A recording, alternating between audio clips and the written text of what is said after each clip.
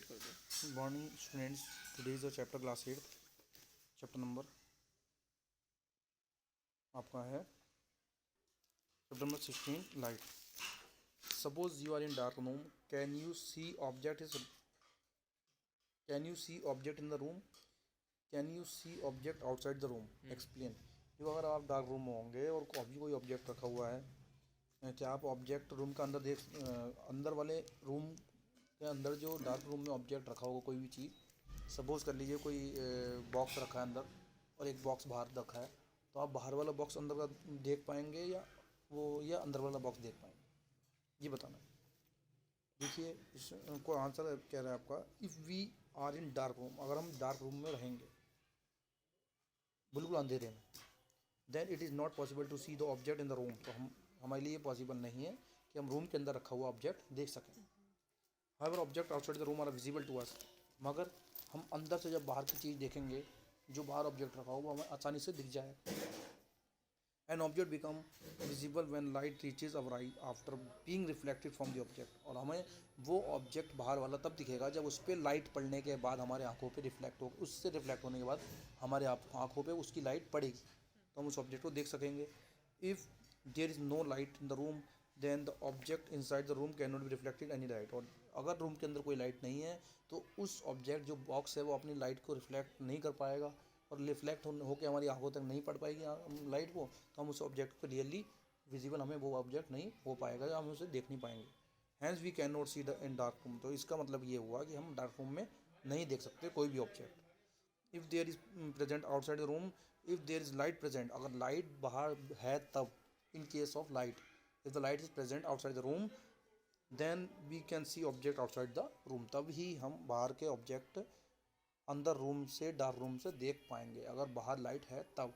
क्यों? क्योंकि ऑब्जेक्ट पे पड़ेगी, ऑब्जेक्ट से रिफ्लेक्ट होगी लाइट और हमारे आंखों पे पड़ जाएगी, तो हम उसे देख सकेंगे। सेकंड क्वेश्चन स्टूडेंट्स कह रहा है, differentiate between regular and diffuse reflection. Reflection बता रखे हैं दो प्रकार के, रेगुलर और डिफ्यूज कौन सा रिफ्लेक्शन होता है। Thus diffuse reflection means the failure of the law of reflection, क्या डिफ्यूज रिफ्लेक्शन फेल कर देता है लॉ ऑफ रिफ्लेक्शन को, जो दो लॉ दे रखे हैं रिफ्लेक्शन के। Regular reflection take place from the smooth और अ रेगुलर सरफेस। देखिए इस टाइप से मैं अगर कोई स्मूथ सरफेस ले लूँ तो उस पर क्या होगा, यहाँ भी यहाँ भी यहाँ भी सब तरफ क्या होगी, लाइट सेम पड़ेगी, तो ये रेगुलर रिफ्लेक्शन होगा। तो इसमें क्या होगा, in regular reflection all reflected ले पैरेलल टू ईच अदर, तो क्या हो जाएंगी, सब एक दूसरे पैरेलल हैं। देखिए आप, हम दोबारा बना दे रहे हैं, तो इस टाइप से पैरेलल है, ये इसके पैरेलल, ये इसके पैरेलल। पैरेलल वो चीज़ होती है जिसकी हर समय एक डिस्टेंस जो होती है बीच की सेम होती है, तो ये क्या हो जाएगा हमारा रेगुलर रिफ्लेक्शन हो जाएगा। ईच अदर रेगुलर रिफ्लेक्शन और diffuse reflection take place from the regular surface, और रेगुलर रिफ्लेक्शन जो होता है रेगुलर सरफेस से रिफ्लेक्शन होता है वो। इन डिफ्यूज रिफ्लेक्शन अब आता है डिफ्यूज को हम इरेगुलर भी कहते हैं, जहाँ पर हमारा सरफेस क्या होगा, इरेगुलर ऊबड़ खाबड़ जगह होगी, वहाँ पर कहीं लाइट पड़ेगी, कहीं सीधी पड़ेगी, कहीं टेढ़ी पड़ेगी, कहीं तिरछी पड़ेगी, तो वहाँ पैरेलल बीम ऑफ लाइट नहीं पड़ पाएगा, इसलिए वो रेगुलर रिफ्लेक्शन नहीं हो पाएगा। फॉर एग्जांपल हम देखे पढ़ रहे हैं इसकी theory, regular reflection the reflected rays are not parallel to each other for the incident ray. Reflected ray जो होंगी वो पैरेलल नहीं होंगी इंसिडेंट रे से। इंसिडेंट रे क्या होती है, देखिए हम बता देते हैं आपको, सरफेस है शीशा है, उसके ऊपर हमने लाइट मारी, तो ये हमारी जो पड़ी लाइट इंसिडेंट हुई, ये एंगल आई बनेगा हमारा आई, और बाहर इस शीशे पे देखा होगा लाइट मारते हैं तो सामने वाले सरफेस पे भी लाइट चमकती है रिफ्लेक्ट होने के बाद, तो ये जो हो जाएगी रिफ्लेक्टेड रे, ये कहलाती है इंसिडेंट और रिफ्लेक्टेड। तो हमारा क्या होगा, in reflected ray not parallel to इधर इन इंसिडेंट रे, ठीक है। तो इंसिडेंट रे जो होगी आने वाली रे रिफ्लेक्टेड रे के पैरेलल नहीं होगी in case of irregular reflection और diffuse reflection. This happen because of the presence of the irregular microscopic surface, और ये जो कमी होगी उस ऑब्जेक्ट के अंदर जो हम देख पाएंगे विद द माइक्रोस्कोप। क्यों? क्योंकि उसके अंदर लाइट कहीं ना कहीं होगी हमारी ख़त्म हो जाएगी और प्रॉपरली रिफ्लेक्ट नहीं हो पाएगी। Hence parallel incident ray reflect in different direction, और जो पैरेलल रे होंगी वो डिफरेंट डायरेक्शन में रिफ्लेक्ट हो जाएंगी हमारे ऊपर ना आने की वजह से, और सब तरफ बल्कि नीचे चली जाएंगी, उसके अंदर ही कहीं ना कहीं रिफ्लेक्ट हो जाएंगी। However each object obeys laws of direction, however each ray obey, इसी कारण हर एक रे उसको बताती है, किसे, रेगुलर रिफ्लेक्शन को बताइए, लॉज ऑफ रिफ्लेक्शन को बताती है। Therefore laws of reflection are not violated in diffuse और रेगुलर। इसी कारण रेगुलर रिफ्लेक्शन जो है दोनों में हमारा लॉज ऑफ रिफ्लेक्शन सेम ही लगेगा। ऐसा नहीं कि डिफ्यूज में हमारा रेगुलर लॉ ऑफ रिफ्लेक्शन गलत हो जाएगा, उसका कहना गलत हो जाएगा। ठीक है, तो हमारा ये आंसर हो गया। नेक्स्ट है mention against each following whether regular और diffuse reflection will take place beam of light strikes. बताना है कि कहाँ पर रेगुलर रिफ्लेक्शन होगा, कहाँ पे डिफ्यूज हो। पॉलिश्ड वुडन टेबल, पॉलिश हुई हुई वुडन टेबल क्या होगा, पॉलिश वाली चीज़ पर तो रेगुलर होता है। चौक पाउडर में भी डिफ्यूज होगा, क्यों? क्योंकि चौक पाउडर पर लाइट मारेंगे, आप डाल के चौक का पाउडर बना लो, उसमें लाइट मारो, रिफ्लेक्ट ही नहीं होगी, तो इरेगुलरिटीज हैं उसके अंदर। इसके बाद हमारा हो गया कार्डबोर्ड सरफेस डिफ्यूज है, आप पढ़ लेंगे आगे। Marble floor with water spread over it, अगर मार्बल वाले फ्लोर पे पानी डाल दिया जाए और उस पर रिफ्लेक्ट लाइट इंसिडेंट कराया जाए तो क्या होगा, रेगुलर होगा, क्योंकि पानी क्या करता है, रेगुलर रिफ्लेक्शन करता है। देखा ही होगा आपने, पानी पे लाइट पड़ती है तो ऊपर भी कहीं ना कहीं लाइट दिखती है हमें।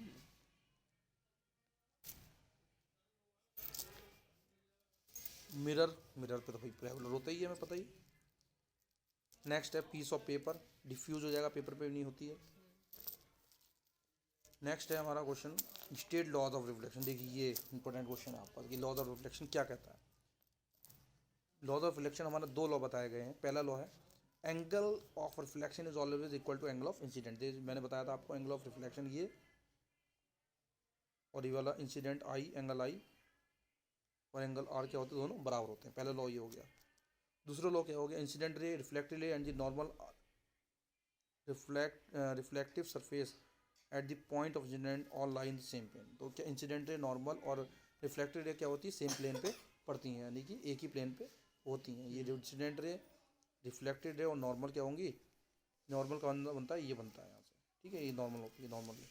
तो हमारा तीनों एक ही सरफेस पे होंगे, तो दूसरा लॉ हो गया। ठीक है, नेक्स्ट हो गया describe any activity to show incident ray, reflected ray and normal point incident in the same plane. वही दूसरा आपको जो लॉ बताया था मैंने आपको, वही हमसे पूछ रहा है कि इसको कैसे डिस्क्राइब करोगे। देखिए आपने क्या करा है, इसमें पढ़ते हैं हम। Place a mirror on the table, place mirror रखना टेबल पे। टेक अ पेपर, पेपर नीचे रख देना, देखिए ठीक है, तो टेक पेपर ये है। Make sure that light in the room is not bright, ये ध्यान रखना है कि रूम के अंदर लाइट जो होनी चाहिए ब्राइट नहीं होनी चाहिए ज़्यादा, रूम के अंदर हल्की लाइट होनी चाहिए। Hold the sheet normal table, sheet को देखिए नीचे रख रखा है इन्होंने, और मिरर ये है। Take another sheet place on the table contact with the vertical mirror, और दूसरी शीट और लेनी है इस टाइप से, ये तो मिरर के वर्टिकल रखनी है वो। Hold the sheet normal to the table, take another sheet, ये हो गया हमारा। Draw a normal lie in the second sheet, दूसरी शीट में नॉर्मल बना देना है, इस तरीके से नॉर्मल बनाया, देखो इन्होंने डॉट डॉट करके। फिर क्या करना है, now light torch mirror and small hole such that red light falls on the normal button of the mirror. फिर क्या करना है हमें, यहाँ से एक लाइट मारनी है, देखो इधर को, और ये कहाँ चली जाएगी, नॉर्मल बटन से होते हुए बाहर रिफ्लेक्ट हो जाएगी। तो हमें यहाँ से तीनों हमारे पॉइंट पता लग जाएंगे। ठीक है, तो ये हमारा हो गया लो, और आप आगे पढ़ लेंगे इसे। नेक्स्ट देखिए student, fill in the blanks है, ये आपको डायरेक्टली कर लेने। Person 1 metre front of a plane mirror seems to be 2 metre. अगर पर्सन 1 मीटर के सामने खड़ा है तो हमें कैसा दिखेगा, वो 2 मीटर पीछे, क्योंकि 1 मीटर तो हमारी डिस्टेंस हो गई और 1 मीटर उसकी डिस्टेंस मिरर के अंदर जो होगी। दूर से हमें क्या लगेगा, वो मिरर के अंदर देखेंगे तो बहुत दूर खड़ा है वो, यानी डबल उसका डिस्टेंस। इस तरीके से आप जो है ये आप कर लेंगे फिलअप्स अपने आप। ये देखिए क्वेश्चन आया आपका, question number 7। Angle of incidence equal to angle of reflection always sometimes under condition never. ये हमेशा होता है क्या, angle of incident equal to angle of reflection, this is first law of reflection, ये तो वही होता ही है ऑलवेज।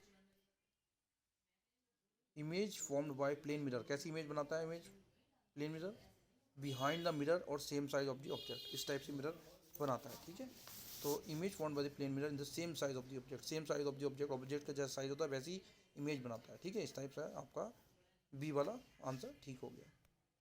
जैसा हम दिखते हैं मिरर में वैसे तो होते हैं, ये हम ऊँचे हो जाते हैं मिरर में क्या।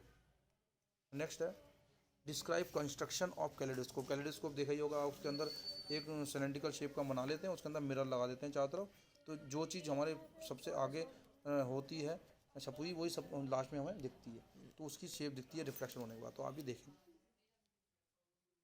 ये देखिए इस टाइप से, ये दिखा रखा है उन्होंने, इस टाइप से बनता है रेक्टेंगुलर वो सॉरी ट्रायंगल के पीसेस लेके शीशे के, इस टाइप से बन सकता है। देखो मैंने जो बताया था आपको वैसे बन सकता है, जो सिलेंडर के अंदर ये घुसाया जाता है, वैसे बंद कर दिया जाता है डॉट लगा के, डॉट लगा रखा है यहाँ पे और बंद कर दिया जाता है, तो हम यहाँ पीछे से देखते हैं।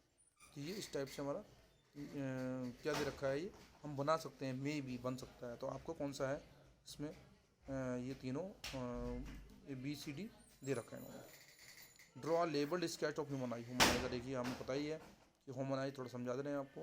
ह्यूमन आइज में क्या होता है, सिलियरी मसल्स होती हैं, रेटिना होती है सबसे पीछे, ऑप्टिक नर्व जो ब्रेन को हमारे क्या देती है, मैसेज देती है, जो भी चीज़ हमें देती है सामने क्या है क्या नहीं है, कौन सा ऑब्जेक्ट है। क्रिस्टलाइन लेंस होता है, तो पता है आपको। एक्वा स्विमर जो हमारा आंखें नमी नमी सी जो होती है आंखों के अंदर, वही की पानी जैसापन जो लगता है वो होता है। प्यूपिल होती है ऊपर, आइरिस होती है, कॉर्निया एक वाइटिश कलर की लेयर होती है, देखा होगा आपने लेंस के पास में ब्लैकिश स्पॉट के पास में वाइटिश लेयर होती है, कॉर्निया कलर। तो हमारा ये हो गया है। Gurmeet want to perform activity 16 Gurmeet को परफॉर्म करनी होगी। Her teacher advised her to do so, उसके टीचर ने मना करा था उसे करने के लिए। कैन यू उसने टीचर एडवाइज, तो टीचर ने उसे मना क्यों किया।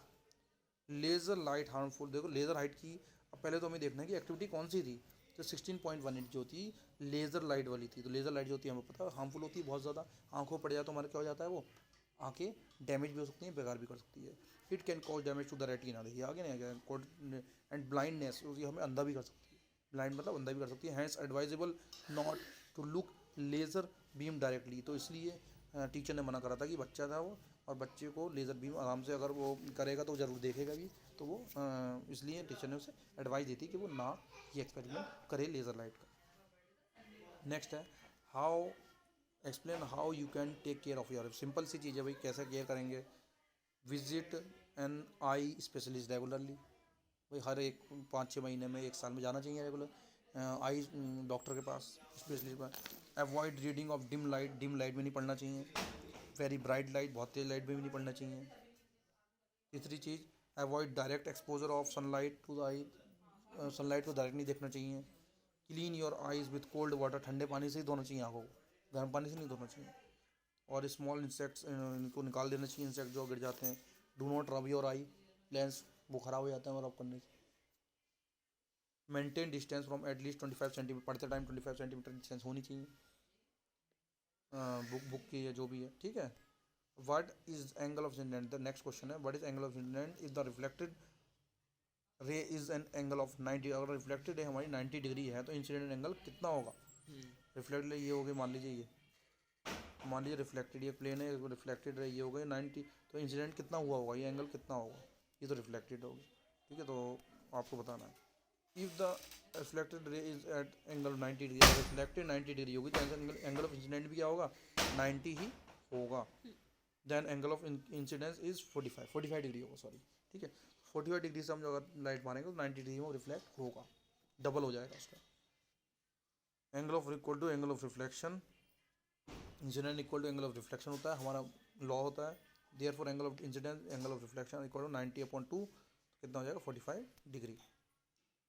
Next, how many images of a candle will form if the place between two plane, candle की कितनी इमेजेस बन जाएंगी अगर 2 प्लेन मिरर के सामने कैंडल को रखा जाए। एक्सपेरिमेंट आपके एनसीईआरटी में भी है, 2 प्लेन रखे हुए हैं और मिरर और उसके पास में कैंडल रखी हुई, तो कितने उसके इमेज बन जाएंगी। इनफाइनाइट और मल्टीपल इमेजेस कैंडल में form because of the multiple reflection, 2 mirror के बीच में बहुत सारी इमेज बन सकती हैं जिससे हम गिन भी नहीं सकते। When 2 mirrors are placed in parallel to each other, जब 2 मिरर उसके आमने सामने ऐसे रख दिए जाएंगे और यहाँ पे कैंडल रख दी तो बहुत सारी इमेज इसकी बन जाएंगी हर साइड, तो हम गिन भी नहीं सकते। Infinite. 2 mirrors meet at right angle, 2 mirror को ऐसे मिला दिया हमने, ये reflecting surface. A ray of light incident on the one part, एक रे ऑफ लाइट मारी 30 डिग्री की देवदार मार रखी इन्होंने, ठीक है। फिर क्या हुआ, draw the reflected of, reflection बनाना है तो इस टाइप से हमारा हो जाएगा। 2 मिरर बना दिए, एक इधर और बीच में रिफ्लेक्टेड कर दी, और रिफ्लेक्शन देखिए आ जाएगी रिफ्लेक्टेड। ये आंसर आपका ये हो गया। देखिए उसको थोड़ा हाफ दिख रखा था, इसको आपको फुल बनाना है, तो क्या करा आपने, एक रिफ्लेक्टेड ये ले ली, इस पर रिफ्लेक्ट होगी तो इस पर भी होगी, ये भी स्मूथ सरफेस है, इस पर रिफ्लेक्शन होगी तो ऐसे जाएगा, और इसके बीच में क्या बन जाएगा, reflection incident angle of reflection, angle of incident यहाँ क्या बन जाएगा, डबल हो जाता, बताया था मैंने 60, और ये भी क्या हो जाएगा 60 हो जाएगा, नॉर्मल इनके बीच की जाएगा। ठीक है। तो ये जो आपकी चीज़ में देखिए ऐसी बनेगा। नेक्स्ट है Bhujo stands at a just side of the plane mirror. Bhujo खड़ी है, इस फिगर के अकॉर्डिंग देखेंगे भूजो ही खड़ी है। Also object P Q R बताना है कि पी क्यू आर का object situated at P Q R, तो ये बताना है। इसके बाद आंसर बताना है कि a plane mirror forms virtual image behind mirror. Plane mirror क्या बनाएगा, ये वाला मिरर वर्चुअल इमेज मिरर के पीछे बनाएगा, इधर की side. Image is as behind mirror as object see image because length of the mirror is short on the his side। ठीक है, लेंथ ऑफ द इमेज क्या हो जाएगी, शॉर्ट हो जाएगी उसकी साइड में। He can see the object place point P Q and object place at R. तो वो किसको देख पाएगा, पी और क्यू को, ऑब्जेक्ट को, और जो आर के पॉइंट पे खड़ा है। इस टाइप से ये इमेज बनेगी, याद करना, याद कर लेंगे। पहली यही है।